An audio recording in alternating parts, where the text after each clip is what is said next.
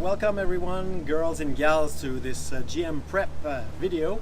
In these videos I share what I prep for the wonderful game Symbaroum, and my goal is always to have 1 hour of prep for 4 hours of play. So tonight we have a session. It's session 48, if I'm not wrong, or 49, don't remember.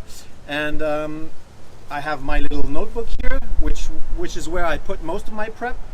And I've used up 45 minutes of my prep time, and the rest I will do on my computer. So I will talk about it now and show it to you here. So let's start with this wonderful session 49, which I entitled Friends and Enemies. The situation is that the group of PCs are back in Thistlehold, and they are accused of having assaulted and killed Cerex Atio and Cargoy Salamos. They are accused of having stolen the Copper Crown, and to be Baumelo, the witch hunter, is accusing them of consorting with elves and witchcraft and doing really bad things.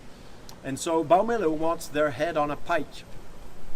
The mayor has met with Wild and has believed his side of the story due to a critical on a persuade roll, and he just needs to manage the political fallout of all of this.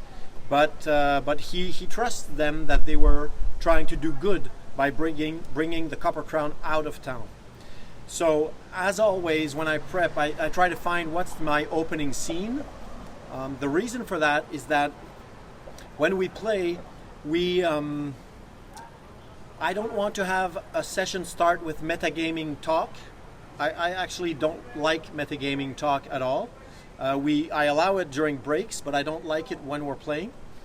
And the reason for that is that when you metagame, it starts to become more of a conversation that is about the plot, about the intrigue, and the players can sort of turn around in circles when they talk like that. Usually when they have these discussions in character, it never turns around. It comes to a resolution, either dramatic or not, pretty quickly. So that's why I don't like metagaming talk during play. So so the opening scenes for each of my sessions is basically, when we start, we always start with a toast, and then after the toast, we have a first section of play before our breaks that are around an hour 15, an hour half. Every hour and a half we do breaks. So this first section, of course, I want to talk and just put the group back into the situation. So I will do a mini monologue where I describe where we're at, the city under the snow, the night that is falling on Thistlehold, and I set each character in their present situation, and I open up with a scene that we can role play right away. In this case, my little monologue will be about this troubled night. There might be some people throwing stones in the windows, some people yelling obscenities or dangerous threats. Of course, there is a curfew, but people that are very pro Sell Swords of the Sun, or that are very pious and very worried, will go out anyways and do a bit of intimidation like that. I want the PCs to feel that there is unrest in the town and that they are targets. At dawn, there will be some town criers that will cry in all parts of town. The text that I wrote here. In face of mischief and wrongdoing, the mayor proclaims that any troublemakers shall be put to the stocks without food or water for a day and a night, which during the winter is pretty harsh. And that vandals shall be immediately banished from town. The mayor will find all wrongdoers, and all shall be punished. So there's like a shutdown of the town. The mayor wants to put a lid over this and to let time dissolve the angers and the worries. The first scene that follows this little monologue is Vernum and Micariol at the academy. Micariol sleeps in the attic. Vernum will come up to him at dawn. He's very pale. He suffered some damage during the last combat. He was using his magic, and he had the iron ring the iron packed ring on, which I forgot. Sleen from the Discord channel reminded me of that. So he took, for every temporary point of corruption that he took for casting spells, he suffered 1d4 damage. So I just ruled that he suffered around 6 points of damage, plus 2 from the attack from one of the goons. So he was healed a bit in the later scenes, but he's still weakened. He's still white. He comes to see Micariol, and he will have some very ominous things to say. He will tell him that as a known specialist of elves, or let's say that the Ordo Magica knows that he has ties with elves, and so he fears that this might come up and that he might become the scapegoat for all of this, which is true, he will. And he wants to give his ring to Micariol. And so he just wants to have it off him because that would be incriminating. So he put it in a little box hidden in the attic, and he gives the key to Micariol, and he tells him that if ever something should happen to him, that he must of course deny any links with elves, but that he must look for this little box and use the key to open it. So I don't even know if the player wants to be part of the Iron Pact. I suspect that he might not, but it's interesting to just have this little foreshadowing event to give this ominous feel to this session. I want to create an ominous feel for this session because this session will be a lot of downtime. I want weeks to go by really quick. I wrote in my phone, I wrote some little ideas that I had. I always do that during the week. When I have ideas, I just put them on a list in my phone. And I wrote that I want every turn to be 1 week. Maybe the first 2 days I'll go 1 day at a time, but after that we'll speed up. So when I say 1 turn, what does it mean? It means 1 turn of the table. So as UGM, you have to give voice to every player in turn. It's like a board game basically. You need to give some turn time for each player, and the more you do it in turn, the more it's evenly spread out because some players talk more than others. So using this turn method helps keep everything more balanced. So I will ask them, okay, so during this week, what do you do? What do you do? What do you do? And as they describe what they want to do, I might extract a little scene there. I might say, okay, so this is what you're doing, so let's play this scene. And do a bit of role-playing on a scene-by-scene basis, just chosen moments of these weeks that go by that they want to do. Of course, they're under a house arrest, so it's pretty limited what they can do, but they might try to break the house arrest. So after this first scene with Vernum and Micariol, I have an event page with not much on it, basically. There's a third event that I didn't write yet, that I will add, the arrival of the Templars. So the main event, the most important one, is Roya Garlaca. She arrives from the forest. She is devastated by the death of Cargoy and Cerex. She is enraged. She would want to go out and kill the PCs immediately, but she goes to the house of Cargoy to grieve. She gets there, it's empty. She will stay the night there. She will cry, and she will go through the most precious things. She will rage. She will wonder what to do next, and she will hear shuffling in the middle of the night in the basement. She hears the dragouls. She breaks the lock, goes down, and finds Cargoy's daughter and wife as dragouls that are starting to get hungry and restless, and that will be a trauma for her, a terrible trauma, because it brings her back to the Great War. It puts a stain on her idea of Cargoy, but she understands it the same way. But it's just like self-loathing. She will have a very horrible feeling of self-loathing, and she decides to leave town, to never come back. But before, she wants to clean Cargoy's memory by setting the house on fire. So she will wait till dawn to do that, because she wants the doors of the city to be open so she can leave before people realize that the house is on fire.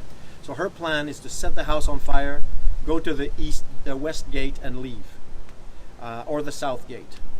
And so this is what she will do, unless the PCs do something. So it's possibility that Wild will use clairvoyance and see some of that. They might intervene during the night. Marvillo will come with guards in the morning to check out the house, as he was asked to do, but he won't do it during the night. So if the PCs do not act, the house will burn and the Dragouls will be destroyed. So this could be a game changer for the PCs. The other event is the judgment of Dolani. So in the situation that the mayor is in, he wants to punish, but he wants to keep peace with the church. Dolani has just roused the mobs. He didn't do anything himself, so at least there's no proof of that. So he will banish Dolani from the city because he's not a citizen, and he will have the ones that are following all the interrogations and everything. He will have the ones that are suspect of having put the mission of Sarvala to the torch, put to death as arsonists, and others will just have a hand cut off as thieves and vandals. This is what I write on this first page, the church and Marvillo. I decided to do my prep per faction because it will be very faction based. I just need to know what everybody's doing, what they think, and that's all. The rest will be improv. So on this page, the mayor and Marvillo, you have who's putting pressure on him. The Queen's Legate also is putting pressure. There's the story of Barmello, the way he presents things, and the Dragouls. What effect would the Dragouls have if they are discovered? And you will also find the fact that Lassifar Night Bitch wants to use the death of the arsonists as something to give to the populace. The interrogations about the murder of Kargoy Salamos and Serex Atio will take a whole month to go through. It will be just in the background. And the players won't really have to say much because they've already been interrogated. And if they do, I will just go quickly over that. I will just ask them a persuade check, ask them if they're hiding anything, and we'll move on. In the last session, Wild already did that scene with the mayor where he told everything. And he did the scene with Marvillo. So I don't want to do this scene again and again and again. It's just boring. The next page, you see the Barbarians and the Sellswords and the Populace. So the Barbarians, they're just laying low. They're waiting for things to blow over, and Agdala will hide in her witch circle outside of town. She brings all her magical or mystical stuff with her. The Sellswords and the Populace. The Sellswords, of course, are in hiding. Some of them will be arrested because Edragar will give a few names. Maybe the first ones, I don't remember his name, but the first one that they got might spill the beans too. Dolani will not sell out anybody. He will suffer some dose of torture, and then there will be some protests outside the prison that will be dispersed by the guard. And if the Dragouls become a thing, then the Sellswords and the most pious people will think that these Dragouls were planted by the PCs or by associates, and that of course Kargoy Salamos, the great knight, would never do that. But still, it will muddy the waters. It will make the general populace just eager to move on to other things. On the other page, you have the Baumelo in the church and the Ordo Magica. Baumelo in the church. Baumelo wants the PCs tried, banished, or worse. He is very, very angry. He wants the ogre Wild back in the forest. He will put enormous pressure, but he's not on his turf and he's having trouble getting really grips. He doesn't have anything to blackmail Lassifar with. Elfeno is a bit more neutral, but he will let's say that as time passes and things get better with the snow and everything, Elfeno will start to wonder if the PCs are not saying the truth, and will just back off a little from the accusations. Deceba, her only interest is to keep Lodome out of danger and to have her protect Sarvola. If some of the PCs must pay for an alleged crime, even if it's a fake one, she doesn't care. That's the harshness of this world. But she would hate to lose her young Templar.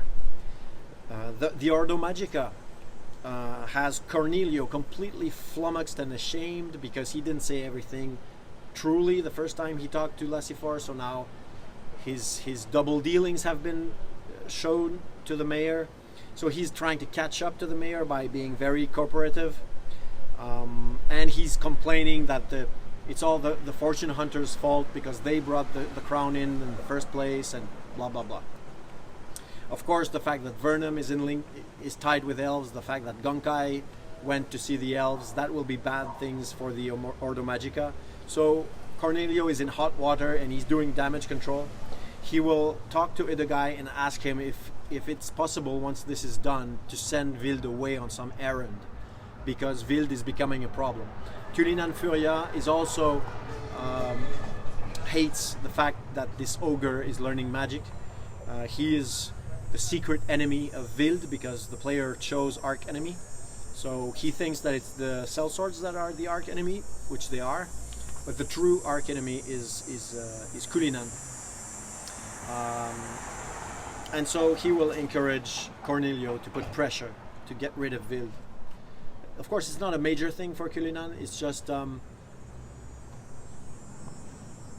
that he believes that it is very dangerous, that these creatures are all already partly corrupt, and to have them meddle with magic is just asking for trouble. So it's all out of a very reasonable outlook. Culinan hates Wild. Deep inside, he's a racist fundamentally, but he's also a sociopath. So on the last page, we have the fortune hunters and the goblins. So the fortune hunters, they just think the PCs are persona non grata. They don't want to have anything to do with them for now. The whole Gorak business and the Copper Crown has been a disaster, and they are hoping that things will get back to normal until the spring, and that this will not create some new limitations on the possibility of going in the forest to harvest some old things. The goblins, I just want to put the goblins in this mix, because the goblins, I mean, Bo is a goblin and he should have some relationship with the goblins. So I will have some goblin from the village try to get some information on what really happened, and that will be the contact with the goblins, like a goblin spy working for the goblin chief, just curious about what happened. I might take Garm Wormwriggler to introduce a famous character for that. They are wary of an angry church. They want to know if things are going to get hard for barbarians and elder races in Thistlehold. They've heard of villages being torched, of goblin villages being destroyed by the Templars. Now there's this young Templar that's in town. There's a witch hunter in town. Those are all new things, and it bodes badly for the goblins. So they are worried. Beyond that, I will the 15 minutes that I have left, I will just gather, stat blocks and especially just names and descriptions of characters. Try to regroup them on a paper. I have that in my computer. I'll show you here, like my database that I use, and I'll just bring the useful ones up front. I also need to find some new stock character NPCs names and descriptions, because I used almost all my lists up to now. So I'll do that too. And then we will see what will happen. I have a new player coming in with a character that will be a changeling, a friend of Mirizin. So that might be interesting. And my goal, I don't know if we'll get there, and I won't put pressure or anything, but if things move fast, I would like to finish this session with Anadea calling for the PCs and the sinkhole happening. So I don't know if we'll get there. I will try to, because I want to accelerate. I want to have a real downtime so I can fast forward some time, and we'll see if we get there. Lastly, my last words would be that when you comment and you give me your feedback, that is really useful because I know what interests you, I know what you want to learn. So please do so. Please add a like and all that. And my adventure that I published on Drive-Thru RPG for Symbaroum called Playing with Goblins is at 99 sales. So we just need one more and we're silver tier. So I don't know who will be the brave one to buy this wonderful module, but it would bring us to 100, which would be great. In that module, you'll find a fully detailed Goblin village. It's like an introductory adventure. It can be played as something pretty goofy, but it also can be a lead into something darker. So there you go. You can check that out. And thanks for being there. Keep it light, keep it bright, be efficient when you prep, and see you next time.